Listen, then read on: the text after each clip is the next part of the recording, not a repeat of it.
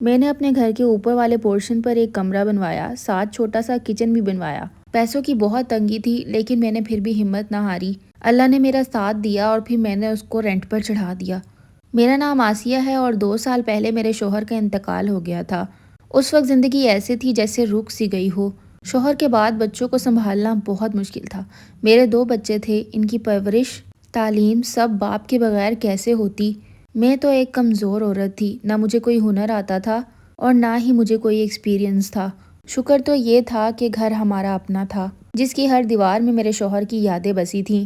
لوگ کہتے تھے کہ وقت سب کچھ ٹھیک کر دیتا ہے، مگر مجھے ایسا لگتا ہے کہ وقت صرف انسان کو جینے کی عادت ڈال دیتا ہے۔ دکھ اپنی جگہ ویسے ہی رہتا ہے، بس ہم جینا سیکھ جاتے ہیں۔ اس وقت میں اگر کسی نے میرا ساتھ دیا تھا تو وہ صرف میرا بھائی تھا۔ وہ ہر مہینے اپنی حیثیت کے مطابق راشن لے کر آتا تھا۔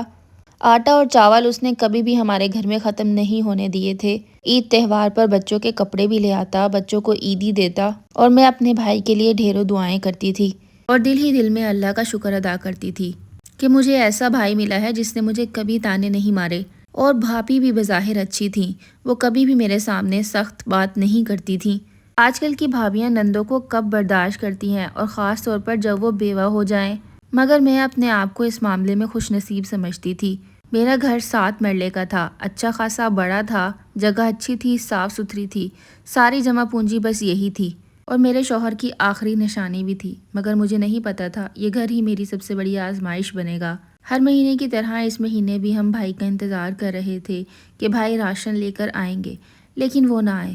میں نے خود فون کرنا مناسب بھی نہیں سمجھا کہ کہیں بیزی ہوں گے، مگر جیسے جیسے دن گزرتے گئے میرا دل بے چین ہونے لگا۔ بچوں کی نظریں بھی مجھ پر تھیں، ان کی آنکھوں میں بھی سوال تھے کہ ماموں کیوں نہیں آئے۔ میں نے خود ہمت باندھی اور بھائی کے گھر جانے کا فیصلہ کیا۔ بچوں کو ساتھ لیا، اپنے دل کو مضبوط کر کر بھائی کے دروازے تک پہنچی، مگر جیسے ہی میں دروازے پر پہنچی، اندر سے بھابھی کی آنے والی آوازوں نے مجھے وہیں روک دیا۔ حسن، آپ کب لائیں گے آسیہ کو یہاں پر، اور کب وہ گھر خالی ہوگا؟ میرے دل کی دھڑکن تیز ہو گئی۔ میں نے غور سے سنا، میرے بھائی کی آواز آئی۔ وہ کہہ رہا تھا، میں نے خود کئی بار آسیہ کو کہا ہے کہ وہ بچوں کو لے کر یہاں آ جائے، مگر وہ نہیں مانتی۔ شوہر کی یادیں ہیں اس گھر میں اور میرا یہاں سے جانے کو دل نہیں کرتا، ایسا کہتی ہے میری بہن۔ میں تو خود اس کے خرچے اٹھا اٹھا کر تھک گیا ہوں۔ اس بار نہ راشن دوں گا اور نہ ہی کوئی کپڑے خرید کر دوں گا۔ کچھ مہینے اس کے پاس نہیں جاؤں گا تو وہ خود مجبور ہو کر یہاں آ جائے گی، پھر میں اس کو یہیں پر رکھ لوں گا اور پھر اس کا گھر بیچ دوں گا۔ گھر بیچ کر جو پیسے ملیں گے اسے کاروبار میں لگاؤں گا، کیونکہ آسیہ کا گھر بہت اچھی جگہ پر ہے، کم از کم 50 سے 60 لاکھ میں تو بک ہی جائے گا۔ جب یہ الفاظ میرے کانوں میں پڑے تو میرے پیروں کے نیچے سے زمین ہی نکل گئی۔ میرے ہاتھ کانپنے لگے اور میری آنکھوں میں آنسو تھے۔ میرا بڑا بیٹا جس کی عمر 12 سال تھی، اس نے یہ سب کچھ بھانپ لیا اور کہنے لگا کہ امی، ہم ماموں کو اپنا گھر ہرگز نہیں بیچنے دیں گے۔ میں نے خود کو سنبھالا اور میں گھر واپس آ گئی۔ گھر آ کر میں نے فیصلہ کیا کہ اب میں کسی کا سہارا نہیں لوں گی، چاہے کچھ بھی ہو جائے۔ اگلے ہی دن میں نے وہ سارا زیور نکالا جو میرے شوہر نے مجھے شادی پر دیا تھا، اور کچھ زیور میری امی نے بھی دیا تھا۔ وہ سارا زیور نکال کر میں نے اسے بیچ دیا، کیونکہ میرے بچوں کے مستقبل کے سامنے یہ پیسے کچھ بھی نہیں تھے۔ میں نے چھت پر چھوٹا سا کمرہ بنوایا، ساتھ کچن بھی بنایا، اٹیچ واش روم بھی بنوایا اور اسے کرائے پر چڑھا دیا۔ یہ کام آسان نہ تھا، مزدوروں کے نخرے، پیسوں کی تنگی اور لوگوں کی باتیں سب برداشت کرنی پڑیں، مگر میں نے ہمت نہ ہاری۔ ہفتوں تک یہ کام جاری رہا اور اللہ کا کرم ہوا، وہ گھر بن گیا۔ مجھے کرایہ دار بھی مل گئے اور میں نے گھر کا ایڈوانس بھی لے لیا۔ وہ ایڈوانس میرے لیے کسی خزانے سے کم نہیں تھا۔ وہ پیسے میں نے سنبھال کر رکھے اور سوچنے لگی کہ اب آگے کیا کرنا ہے۔ میری ایک بہت اچھی سہیلی نے مجھے مشورہ دیا کہ تم گھر میں ہی چھوٹی سی دکان کھول لو۔ مجھے اس کا یہ مشورہ بہت پسند آیا اور میرے پاس کوئی اور آپشن بھی نہیں تھا۔ میں نے نیچے والے پورشن کے ایک کمرے میں چھوٹی سی دکان کھول لی، ہول سیل مارکیٹ سے بہت مزے کی چیزیں لے کر آئی اور اپنے بیٹے کے ساتھ مل کر وہ دکان چلانے لگی۔ شروع میں تو بہت ڈر لگ رہا تھا کہ پتہ نہیں چلے گی بھی یا نہیں، مگر پھر آہستہ آہستہ گاہک آنے لگے، محلے کی عورتیں چھوٹی موٹی چیزیں لینے لگیں اور یوں ہمارا گزارا ہونے لگا۔ میرا بیٹا بھی اب ذمہ دار ہو چکا تھا، وہ اسکول کے بعد آ کر دکان کو ٹائم دیتا تھا۔ جب وہ دکان پر ہوتا تو میں پھر گھر کے کام کر لیتی تھی۔ اس طرح ہمارے حالات صحیح ہوتے گئے۔ اور اب ہم کسی کے بھی محتاج نہیں رہے تھے اور نہ ہی کسی کے آنے کا انتظار تھا۔ ایک دن اچانک میرے دروازے پر دستک ہوئی۔ میں نے دروازہ کھولا تو سامنے میرا بھائی کھڑا تھا، ساتھ میں بھابھی بھی تھیں، جو کہ آتے ہی پوچھنے لگی، اوپر تم نے اور کمرہ ڈلوایا ہے؟ آسیہ، یہ سب تم نے کیسے کیا؟ انہوں نے دیکھا کہ میرا گھر صاف ستھرا ہے، بچے بھی آرام سے اپنے اپنے کاموں میں مصروف ہیں اور دکان کا سامان بھی نظر آیا۔ میرا بھائی پہلے تو خاموش رہا اور پھر دھیرے سے کہا، آسیہ تم ٹھیک ہو نا؟ میں نے سکون سے جواب دیا، جی بھائی میں بالکل ٹھیک ہوں۔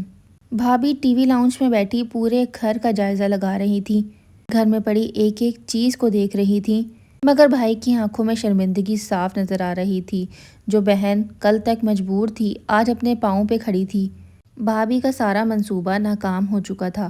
بھائی مجھ سے کچھ کہنا چاہتا تھا مگر اس کے الفاظ اس کا ساتھ نہیں دے رہے تھے۔ میں نے بھی اپنے بھائی سے کوئی شکایت نہیں کی اور شکایت کرنے کی کوئی وجہ بھی نہیں تھی، کیونکہ میرے بچے اس کی ذمہ داری نہیں تھے۔ اس دن میں سمجھ چکی تھی کہ جہاں لالچ آ جائے وہاں خون کے رشتے بھی کمزور پڑ جاتے ہیں، لیکن اگر انسان خود مضبوط ہو جائے تو اسے کوئی گرا نہیں سکتا۔ اور میں اب وہی مضبوط آسیہ بن چکی تھی جسے اب کسی کے سہارے کی ضرورت نہیں تھی۔ میرے بچے اب میری سب سے بڑی طاقت تھے۔ میرا بیٹا دکان پر بیٹھا گاہک کو چیزیں دے رہا تھا اور میری بیٹی کچن میں میرے ساتھ چائے بنانے میں ہیلپ کر رہی تھی۔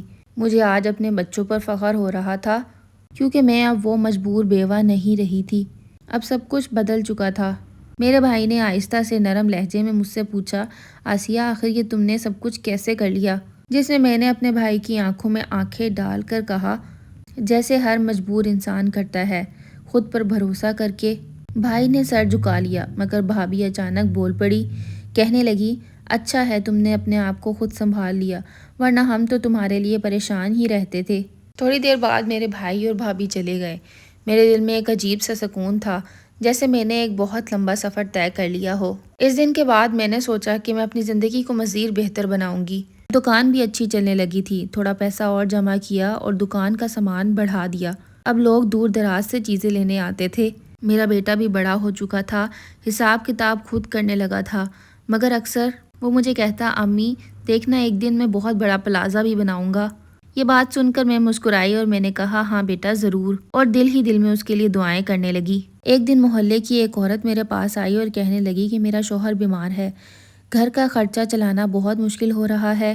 میں نے اس عورت کو غور سے دیکھا تو مجھے اپنا پرانا وقت یاد آ گیا۔ میں نے اسے کچھ کہے بغیر اپنی دکان پر کام پر رکھ لیا۔ وہ دکان کے کاموں میں میری مدد کرنے لگی، میں بدلے میں اسے کچھ پیسے دینے لگی۔ اس دن مجھے پہلی بار لگا کہ میں صرف اپنی نہیں بلکہ دوسروں کی بھی مدد کر سکتی ہوں۔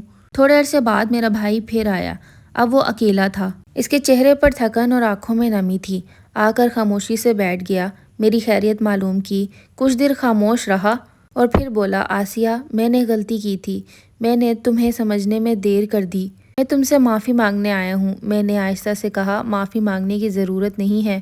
بھائی کے دل میں جو کچھ تھا اس نے مجھے سب کچھ بتایا۔ پھر میں نے اس کو یہی کہا کہ بھائی لالچ بری بلا ہے، یہ گھر میرا اپنا بھی نہیں ہے، میرے بچوں کا ہے، اور میں بس یہی چاہتی تھی کہ میرا بھائی یتیموں کا حق نہ کھائے۔